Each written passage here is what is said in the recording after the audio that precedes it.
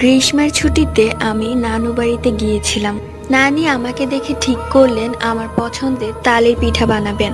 রাতের 8টা বেজে গেছে। আমি অবশ্য নানুকে না করেছিলাম, কিন্তু আমার কোনো কথা শোনেনি।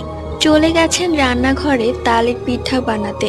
তিনি একা একাই সবকিছু করছিলেন। অবশ্য আগে থেকে জোগাড়পাতি করা ছিল। আমার নানু মাত্র 4টা পিঠা ভেজে রেখেছে। ঠিক তখনই আমার নানু শুনতে পায় নূপুরের শব্দ।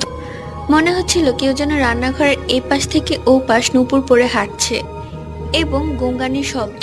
মাঝে মাঝে হাসছে, আবার কাঁদছে। নানু বিষয়টা বুঝতে পারে এবং দোয়া পড়তে থাকে।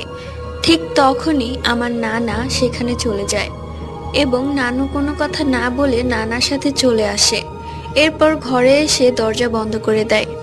সকালে গিয়ে দেখে সেখানে কোনো পিঠা নেই।